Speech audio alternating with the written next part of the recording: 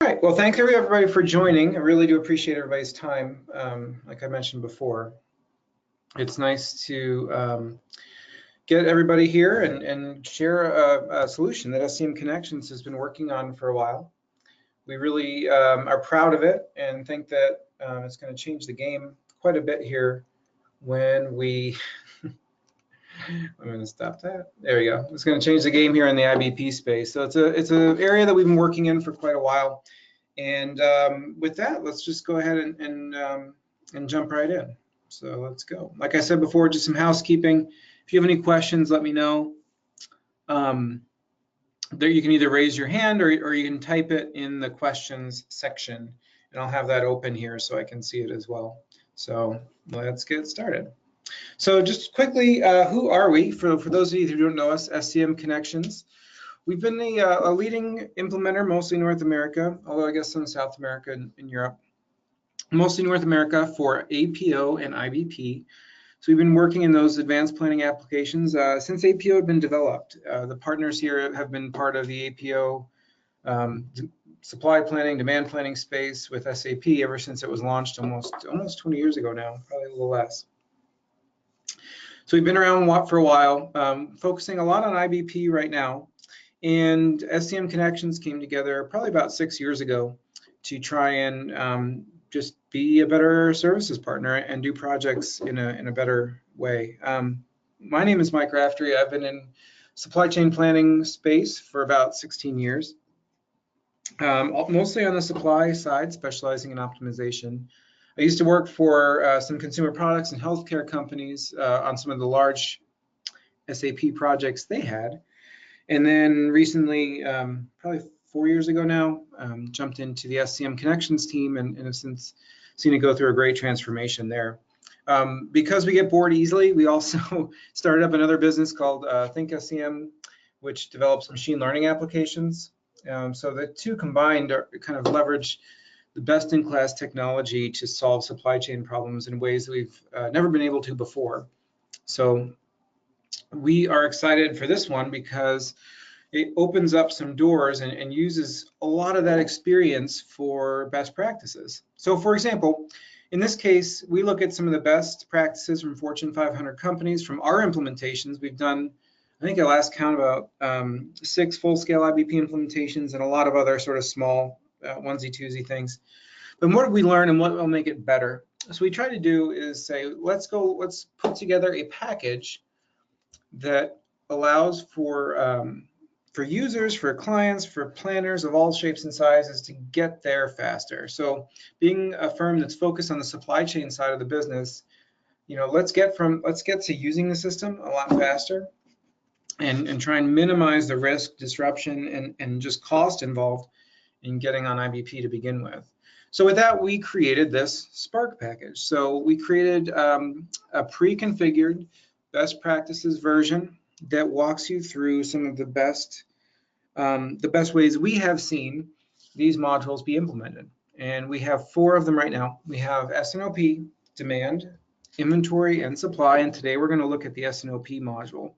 But what it's going to be is allow for people who either don't have the time, don't have the money, or don't have the internal resources to put together a full supply chain reinvention to try and speed that system adoption. So to say, here's what we've said, it's pre-configured, it's ready to go, and that's what I'm going to demo here in a few minutes, is show you exactly what is included with that pre-configured solution. Now, it's not to say it's pre-configured that you can never, ever change it.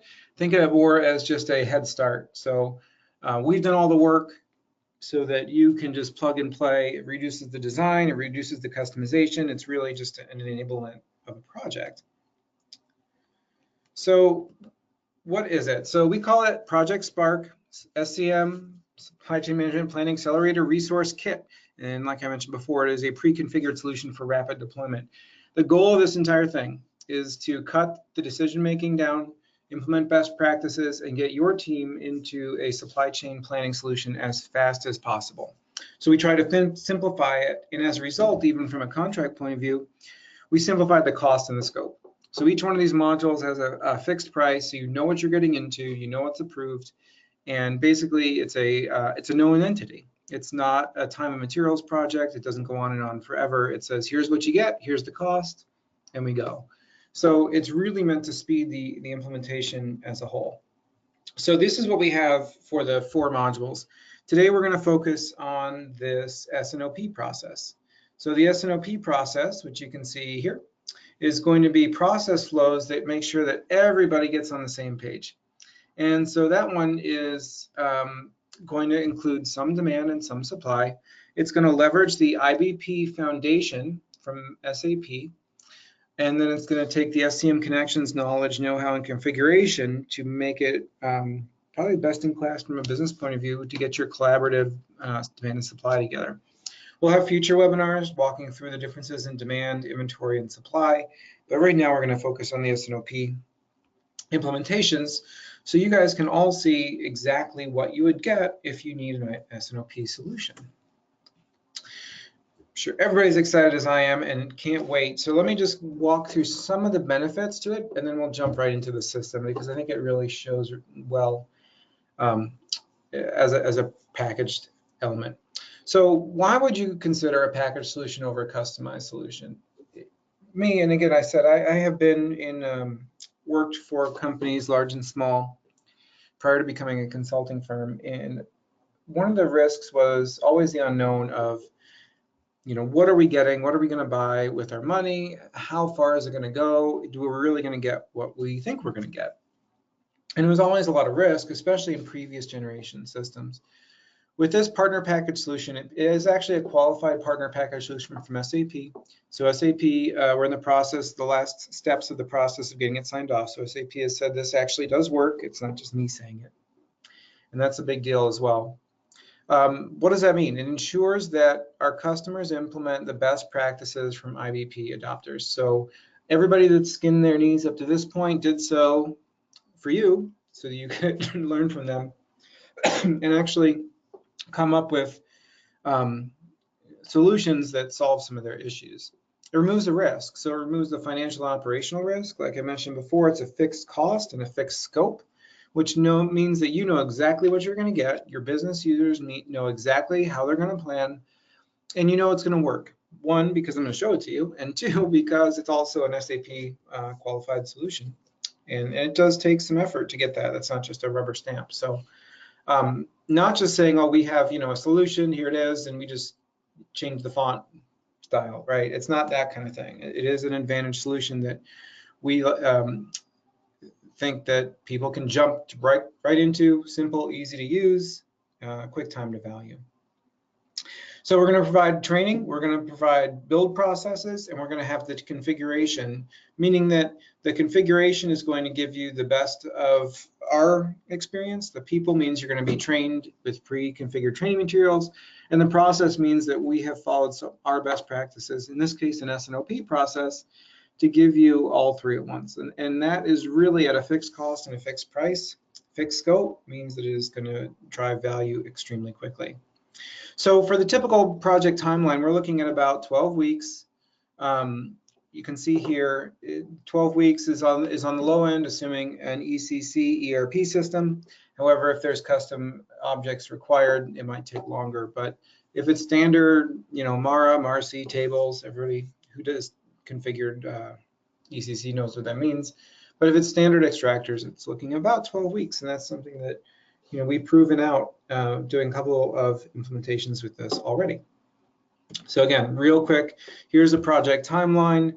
Minimal design because it is a pre-configured solution. Most of it is data mapping. Then it's standing up the system, getting the data, getting it cleansed, getting it built, getting the interfaces in, tested, and trained. So again, 12 weeks.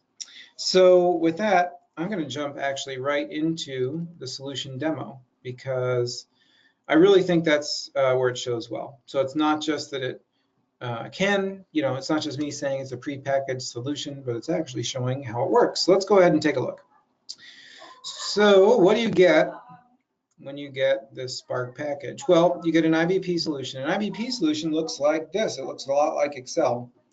And that is not, that's because it is Excel. So what we do is we would work to license the package, in this case the S&OP license from SAP. They would give the back-end solutions, the cloud hosting, the HANA database, all of the nuts and bolts required to run this solution. So you have an SAP license, which gives you this, all the foundation and functionality. It gives you this ribbon here that plugs into your Excel interface. So as you can see here, it's, you know, these other tabs are just Excel, right? This all looks familiar. But then you get this IBP add-in, which gives you all the functions needed. So there's no more menus, right? There's no more, you know, /n or /o commands in a menu tree or searching for transactions. I mean, I did APO for 10 years at least, if not more. And I would still be hunting and searching through menu trees for transactions. There's no such thing here. And because it's Excel, you really get users up and running very quickly.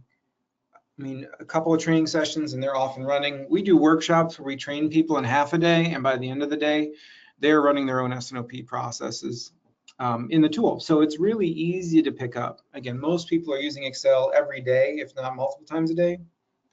And this is a good, again, it enables that quick 12-week go live. Okay. So in this case, we have our dashboard here. So for an S&OP process, I'm going to walk you through a demand review and a supply review.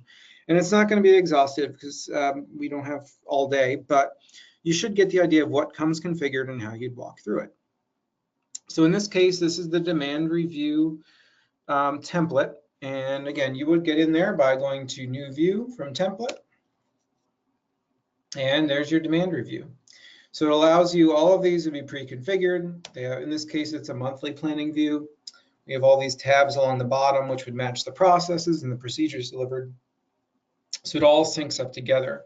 You get the system configuration, you get the training, you get the SOPs, the procedures, how you run it, all included. So as we walk through it, excuse me, I'll walk through some of these solutions here. So in this case, it's a bicycle manufacturer that I've set up. And if I just zoom out a little bit, you can see some of the Excel functionality here. You can modify all of the screens. You can modify the columns. I'm going to show you how we can do aggregation. It's really nice, though, in how it works for users. So in this case, what we're going to do, this is my historical data cleanse. So what is it, in effect, that we're looking at here? Okay. What we're looking at here is the actual years, prior year's quantity.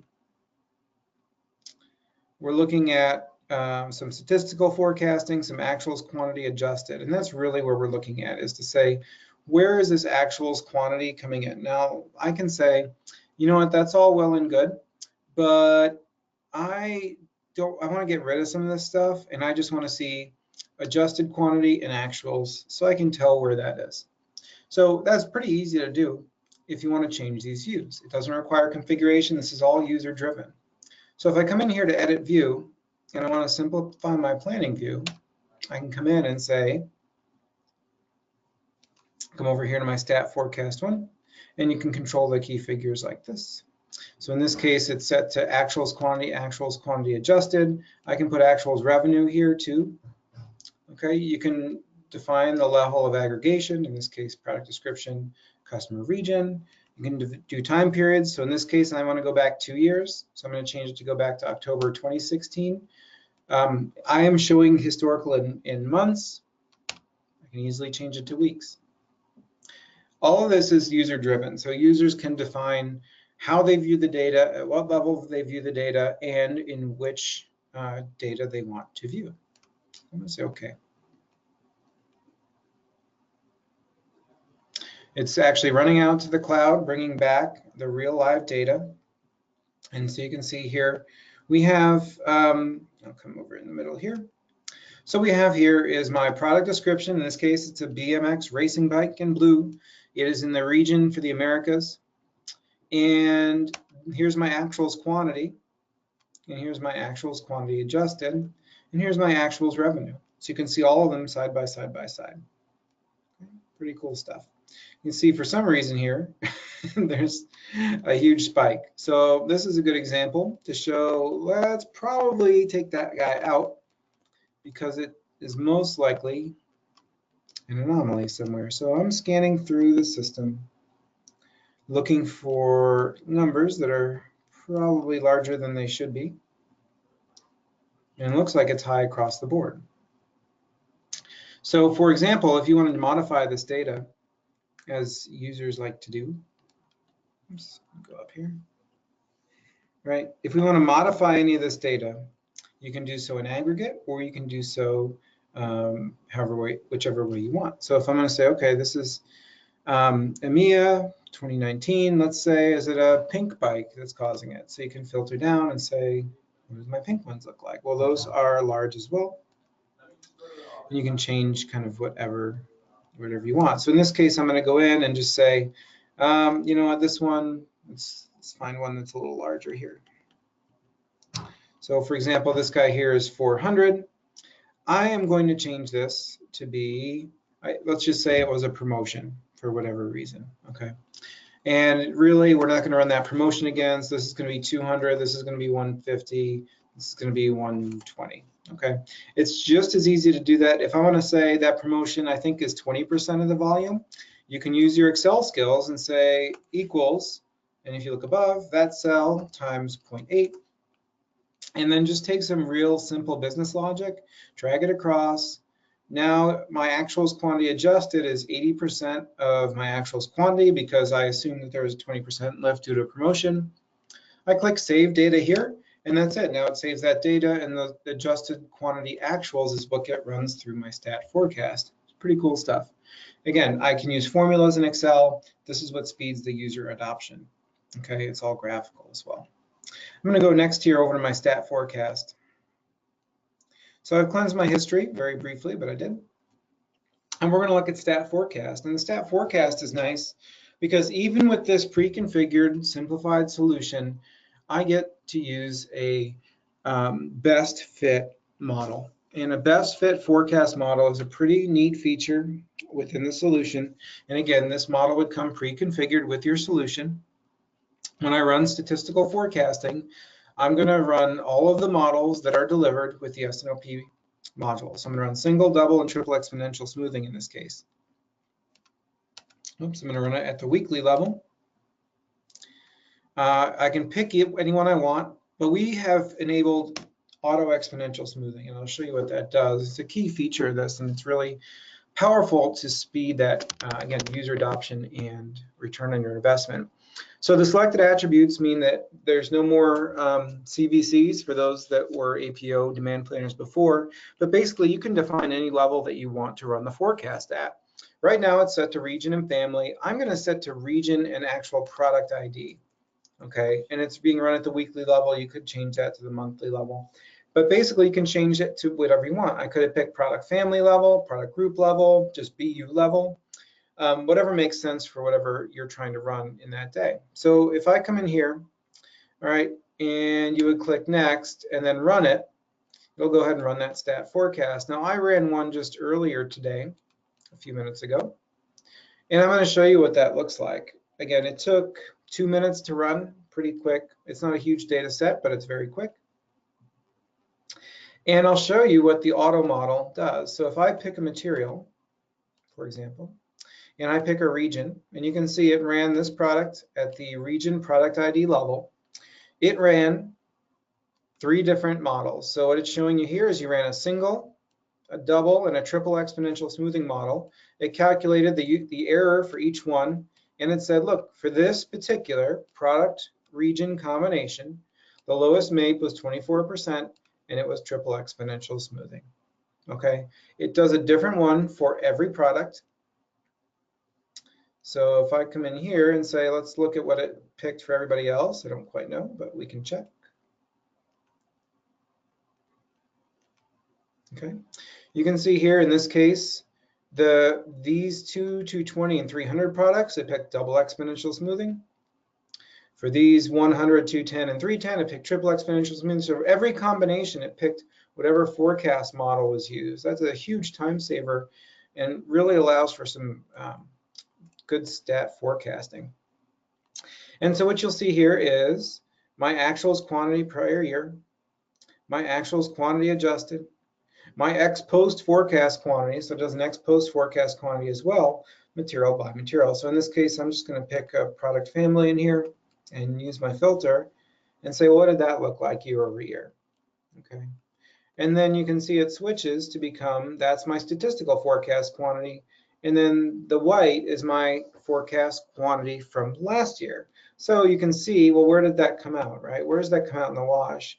Well, last year it looked like we had heavier sales in fourth quarter and first quarter. And then in this stat model, it's showing it'll catch up and be more like the April through June, which is probably the history that was picked. So with this one, you can actually come in, look at your numbers, do your comparisons, again, all in this level. The stat forecast detail is here where it actually shows me what was calculated for single, double, and triple exponential smoothing, so you can compare it to the actual output. So in this case, you have, oops, come back. Right, so in this case, you can see my statistical forecast quantity for this racing blue BMX bike were these values, right, which matches the triple exponential smoothing values. It will also show you the others. That way you can tell what you want to pick. It also does the ex post of all those. So if you wanted to see what the ex post would be compared to your actual ex post forecast quantity, you can see this is actually pretty close, right? And then there's your actuals prior year, your forecast accuracy, and your percent error for that time as well. These forecast error, forecast accuracy, and all these interim forecast key figures are differentiators with this Spark solution. These are features that go well above and beyond what's delivered from SAP, and it's things that we have developed in conjunction with our customers as best practices to get the best statistical forecast analysis you can in as quick a manner as possible. We've also come back with ways for sales to enter their forecast, marketing. You could have finance in here too. Basically, it's just another way for people to enter their data. One cool thing that I do want to show, again, it's another feature that we have in our demand planning solution that goes above and beyond what anybody else would deliver. Is, let's see, where is it here? I'm going to add it in. So what we did is created some key figures here. And the key figures that we created, I'm going to add them back in. And it's going to be risk, sales risks, sales opportunity, and a forecast with risks and opportunity. So again, I can manage this at any level that I want to. Excuse me, I'm going to go for the next 12 months only, just because that's what I'm focused on. I want to actually, well, let's go through the end of 2019 just to show it. And we're at the region and family level, okay? The key figures I'm going to view, again, it comes deliver, but I'm going to change it because I feel like changing it, right? So I'm going to take my sales risks and opportunities, I'm going to move them up. Users can change layouts too as much as they want into whatever meets their needs, okay? Here's my revenue key figures. So everything's kind of right there. Now, and then my final one is at the bottom. Maybe I don't really care to see AOP quantity now, so I'm going to take those out, although it's something that you can compare to. So I'm going to click OK. It's going to rebuild my view. And when it does so, what I'm now allowed to do, because I entered it in, is put in sales risks and opportunities. So what this allows you to do is say, maybe let's just call it there's a competitor promotion out there for the end of the year, the holiday season. And I say, you know what, our stat model shows 1371, but because there's a huge competitor's promotion, I think we're going to lose 400 in volume, okay? Then we can say in January, I think we're going to run an even better promotion. So above and beyond the stat forecast, we're going to pick up 700 more sales. Okay, if I push save on that or even simulate, what it's going to do is add that into my, my forecast quantity. So if you look here, it's, let's go ahead and save.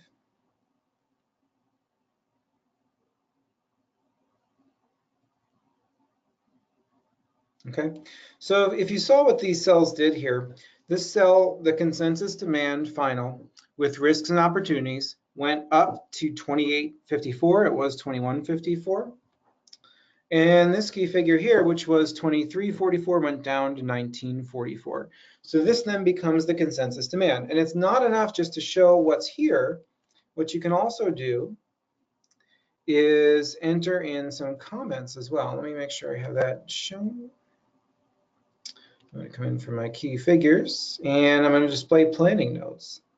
So I'm going to show this planning level.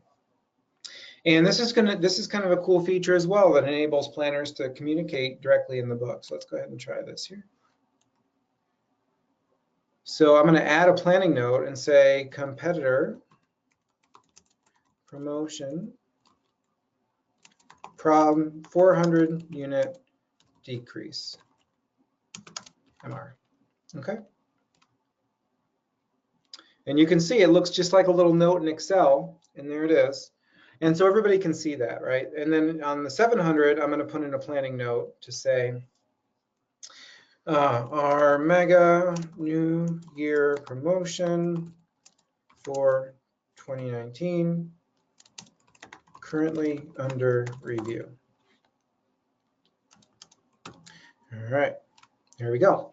So now I got some planning notes in there. I have some adjusted volumes. I'm going to create a scenario as well. And my scenario, whoops, I got to save that first. Save. And the scenarios allow you to create different, scenarios. They allow you to create different values for your models. So in this case, I'm going to say, let's just say there's going to be another one here. And I'm going to create this scenario. So this is 2019.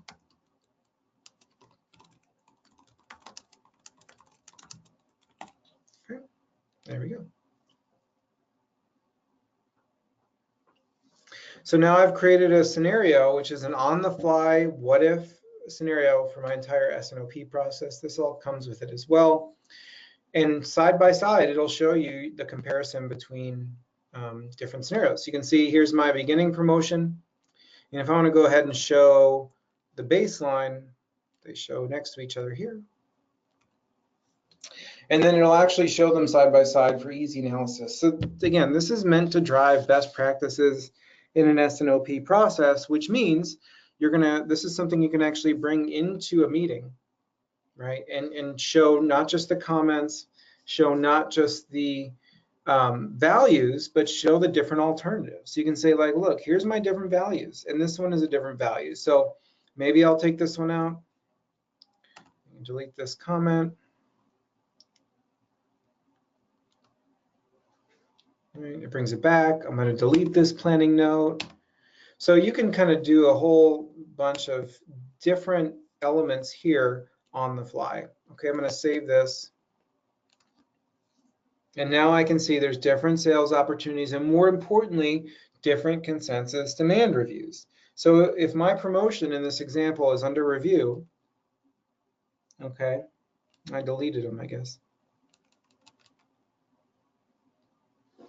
Okay, if my promotion is under review still, right, we can see here, now there's a 400 unit difference. My beginning of the year promotion here is different than my beginning of the year promotion there.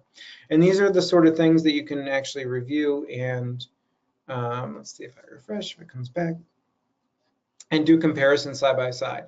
What's my revenue look like? What's my capacity needs look like? Okay, all these different values come out when you have different promotions.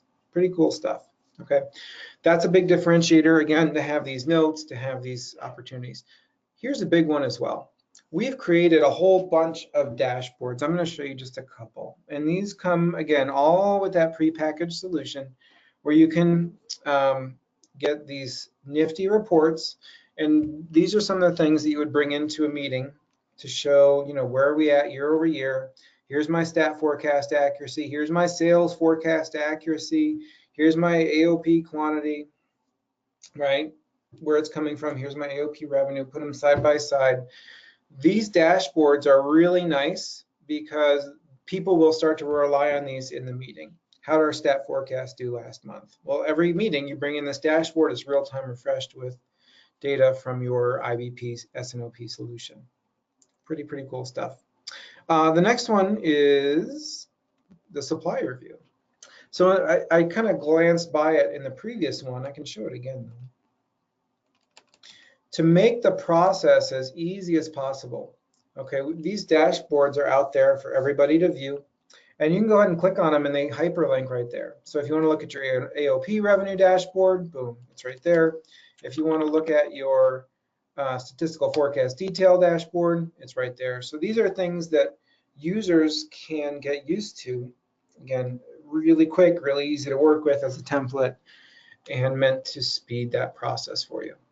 Okay, pretty cool stuff, I think.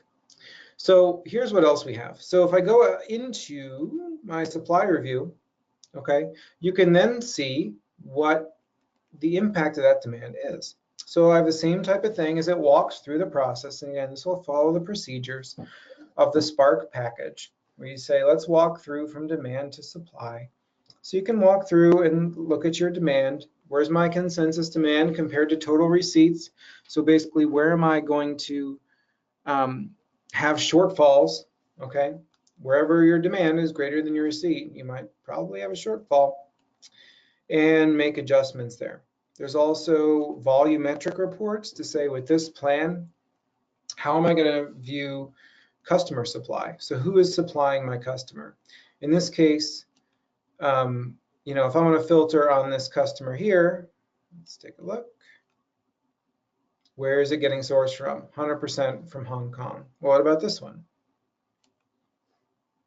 It's probably also Hong Kong. And if I take it out, that made sense. So if you take it out, then you can see where percent of your sourcing is coming from. It goes great for different like carrier reports or volumetric reports, or how am I doing compared to the annual plan's volume from each lane, or what volume is expected on each production plant. Same thing, speaking of production plans, I'm going to zoom out here a little bit so we get some more real estate. Okay. So we can say, not just, here's my production receipts, it's a DC.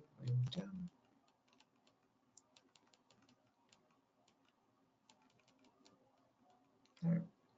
So if I go to one of my production plants here, you can say not just what my dependent demand is, what's my production receipts, okay? And if you have a shortfall that you need to adjust for, it's very easy to say, you know what, we were going to be down this week, for example, but not anymore. So I'm going to make 300 more. I'm just throwing something in there. Adjusted production receipt, oops, here, I think. And I put it in the wrong cell. So I put in my interactive adjusted receipt value. I'm going to save that. And then when I run the solution, it's going to take that week as a must. So it's going to make the 300 that week. Okay, very easy to adjust your production plan and see where that comes out. You can also look in the capacity. Zoom out here again as well.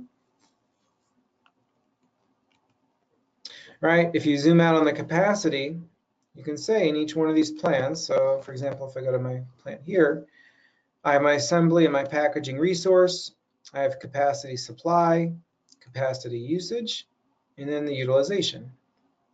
Okay, so for example, in this week, it's quite a bit of overage, and let's say I want to put on a third shift for the next month, right? So in this case, I'm going to go in and say, let's go to 1600. Oops. Where was I at? Here we go. 1600. Oops. 1600. 1600. 1600. It's just that easy to change to run a simulation. I'm going to create another scenario, which is third shift production. So this is Frankfurt plant with third shift in November. Click OK, and now it's creating another scenario for me. So it's creating a different scenario. Again, side by side, how is this going to play out? So how am I going to get production? Where's that production going to be? What is the impact on my volumes? So for example, if I do have that much production, how is it shifting the transportation network? Do I need to go get carriers? Do I have components to support it? Do I need to call my vendors? All of those things can happen with these what-if scenarios, which are pretty powerful. So you can see here it created that third shift production. You can go ahead and run an S&OP operator. In this case, you would have the heuristic. So the heuristic is going to allow you to run on all of them. So I can just say, let's run all my scenarios side by side in the base version. I'm going to run that, and it's going to schedule the planning heuristic. So the S&OP Spark solution is a heuristic-based model only, so it's not an optimization model. It's not capable to match. It's an unconstrained heuristic for S&OP planning purposes. So it's going to show you where these issues pop out, and then what you'll end up doing is resolving them either with some of those adjustments that I had, or adjustments to data inputs, or however you solve your supply chain problems. You probably know better than I do.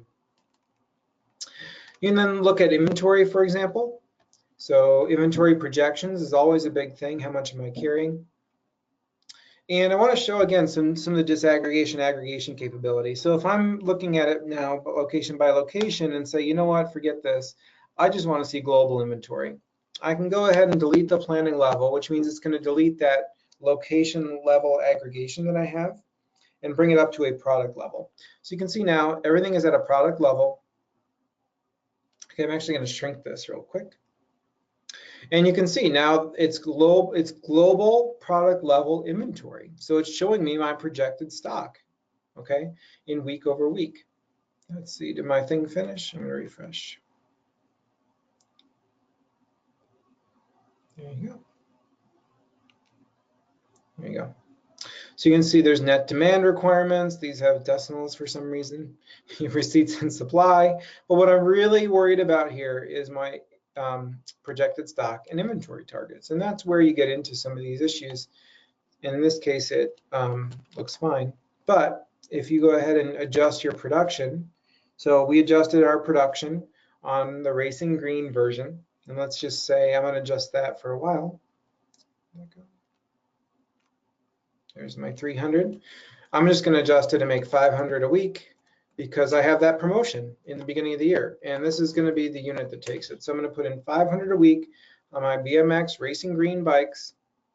I'm going to save it and run it again, and we'll see what that does to inventory. Oops, I put in the wrong one. I always screw that up. All right, so let's put it here in the interactive one. The dark greens are interactive. So I'm going to do 500, and because it's Excel, I can just drag it across, push save.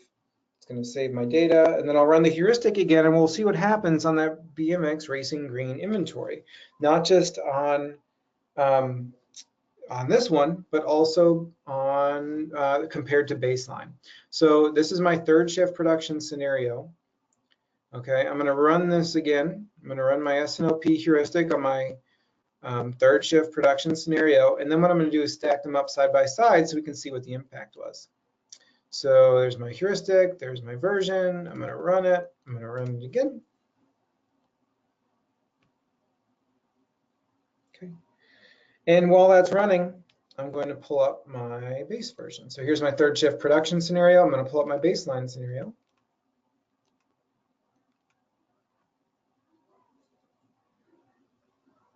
Again, this is all the functionality that comes with that prepackaged solution. It's pretty good stuff, I think. All right, so now I got them side by side. You can see here's my Racing Green. I'm going to scroll over. Sorry, my screen is getting a little cramped. I'm on my laptop here. There we go.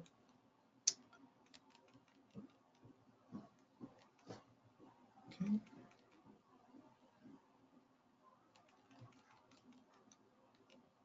So let's see what happens. I think it was down here that I did it. In my Frankfurt plant.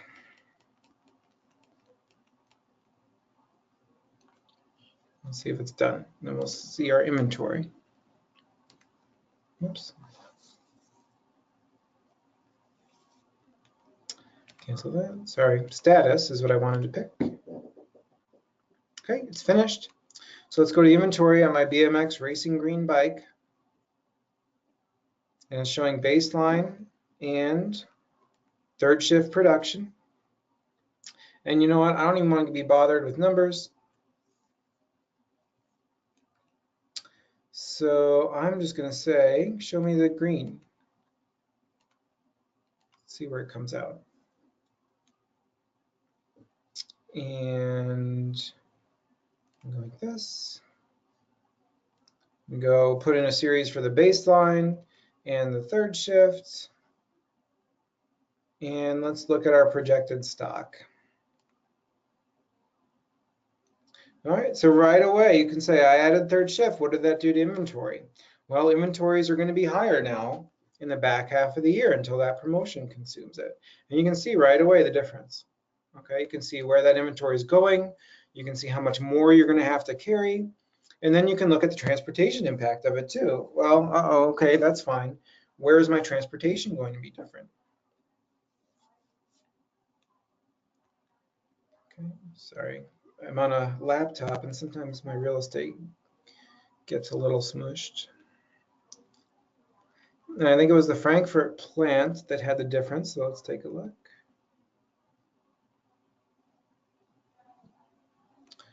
Okay, we can do the same thing here.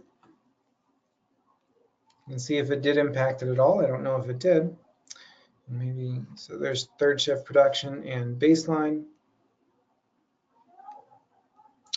And then you can change chart types as well. So I'm going to change this from a bar graph to a line graph.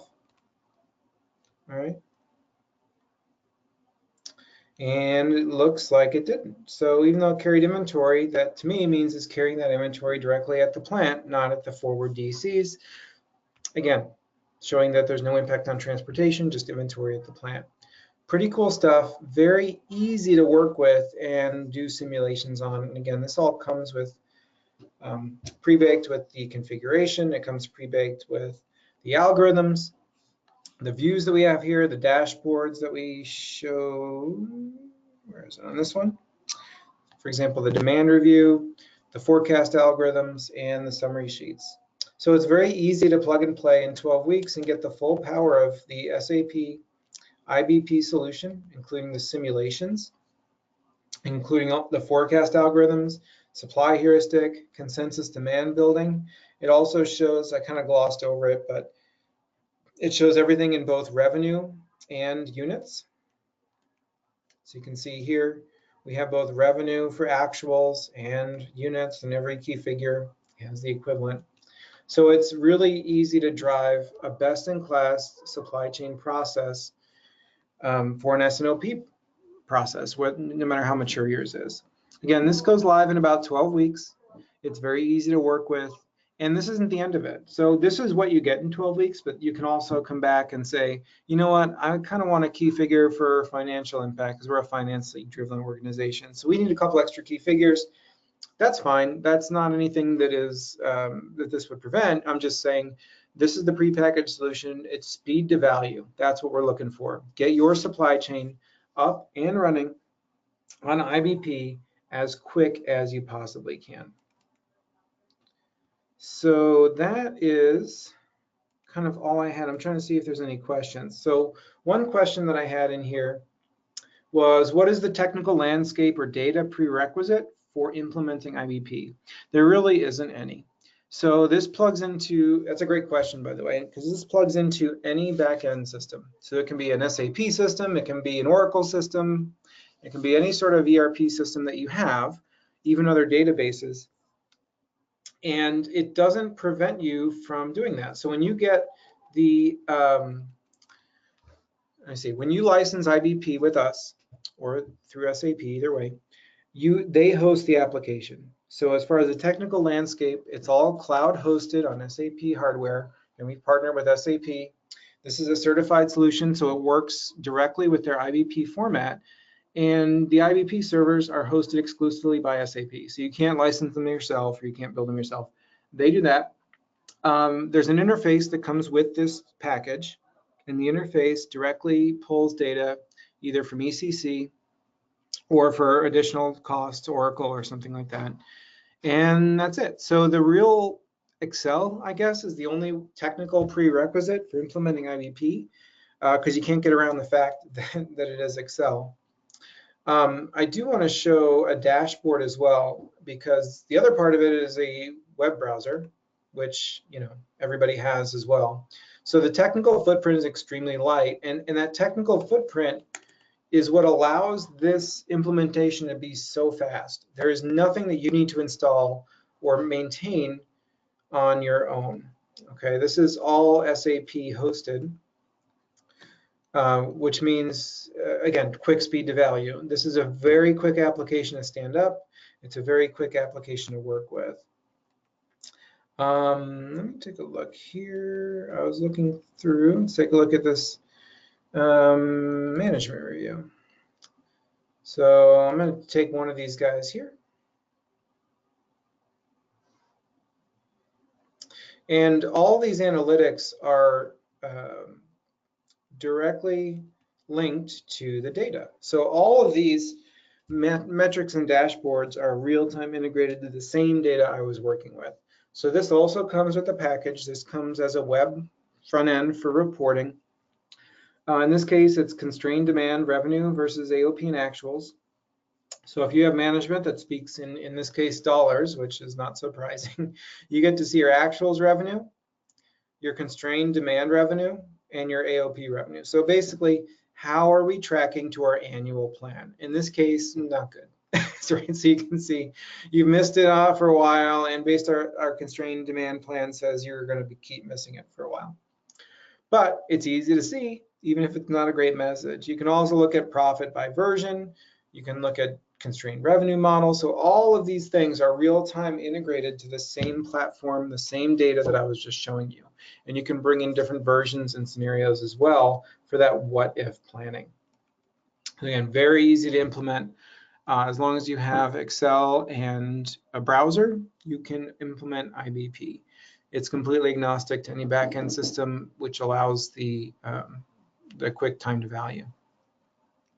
So in the last probably 5 minutes or so, are there any other questions anybody has? If you, I don't know if the raise hand thing works, or if you want to, if you have any questions for me, but I'll give you a minute to kind of ping in there and see if you have any questions. No? Anybody? Okay. Well, I appreciate everybody hanging in there. Oh, I have one more here. It says, this one, have you encountered any performance issues in Excel hindering huge amounts of data with the graphs? So the answer to that is no. This is kind of a difference in how people work, especially with APO, as opposed to how they work with Excel. So the performance is all done on the cloud server. So the cloud server itself actually does all the processing and sends back the summary of data. So what you do not want to do, what is not best practice, is you don't want to load hundreds of thousands of rows and treat it like a pivot table. You want the server to do the heavy lifting for you, and you want the front end of Excel to be more working at whatever level you want to work with. So it is very, I would say, process focused into what data you actually have. So when you look at the values, you're looking at being able to drill down. So for example, if you're looking at racing revenue in the Americas, you would then go into this filter and say, let's get down to the details. Why is this region different? What's going on here? And you can actually get into the filter. So this, I can say products, family, whatever I have in here. In this case, racing data. And oops, sorry, stuck on my mouse there. Right, so now I'm just looking at racing data. I'm looking at customer region. It's cost region. Americas, right? Now I can have all these filters kind of work together. Oops, I thought it was Americas. Oh, it's caps. Americas, and say I now want to look at not the region family level. Okay, I want to look at the actual product description, customer description level. So that's how you'd work with it. You kind of work your way down. There's also alert functionality that I didn't get to. You can see up here, there's an alert showing me that I have one. There's also alerts in the Excel or in the Explorer side to help you kind of fine tune. So now you can see here, I'm in the Phoenix customer, here's my blue racing bikes, and you can see very detailed in those levels. So that's how you work with data volumes. You don't actually go ahead and load tons of data. That's, you know, so performance is extremely fast for the solutions as well. It's very, I don't have a percentage per se, but it's much faster than other applications you have because it does leverage the cloud quite a bit. Another question I had is, what does the implementation team look like when applying Spark? So from our side, it's probably two analysts, maybe three if you have some significant interface challenges, like you're going from some system that we haven't seen before or something unusual in your interface request, but usually about 2 people from the SCM Connections side. Again, 12 to 16 weeks, depending on your data models. And then from the client side, that's the key part. So the client side, the key person, the star of the show with a quick agile project like this is going to be your data steward, somebody that knows exactly where that data is that is needed to make this run. And as close as your data is to standard, the faster it'll be, and as far away from it, the slower it'll be. But that's really the key resource. The other one are the business users. With IBP, it is extremely process focused, and having the business users engaged from day one means that the training will be quick, the translation will work well, and they will understand the process from the beginning. There is a little bit of leeway in here, say around naming conventions or some attributes or something, but for all in all, it is a packaged solution, and as quickly and as thoroughly as those individuals can be involved in the project from the business side, the faster the adoption will be. Good questions, everybody. Any others? 30 seconds. Well, I really do appreciate, oh, one more. Yay. Are packages available for all modules of IBP? So the question is, do you have a Spark package, which is all of them together? Currently, because of all the different permutations that we have, or that could exist, we don't have that. We have one per module. And again, it's to get people up and running on their first one as fast as possible. We do and have done in the past a lot of kind of customized solutions. We do that as well for different modules, depending on what clients want. And that is definitely possible. So whether it's a package, we don't really, I mean, there's what, 4 modules? I'm not great at math, but that's more permutations than I care to develop. So we've done one per module, and then you could either, I guess, piggyback those together, or we can discuss what it would look like to do, say, inventory and demand Spark packages. But it would get out of hand if we did every single combination.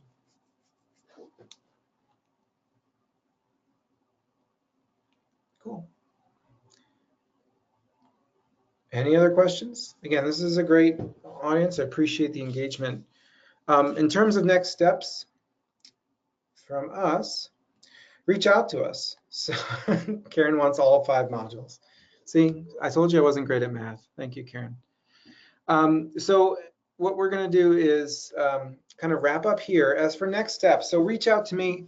Again, I'm easy to get a hold of. I'm all over the place. I'll put my email right up here. This is our website and our phone number. My email is mike.raftery@scmconnections.com. Reach out to me for more information. Reach out to us on our website, our email, our phone number, LinkedIn. Again, we're modern, so we have everybody all over the place when it comes to getting in contact with users.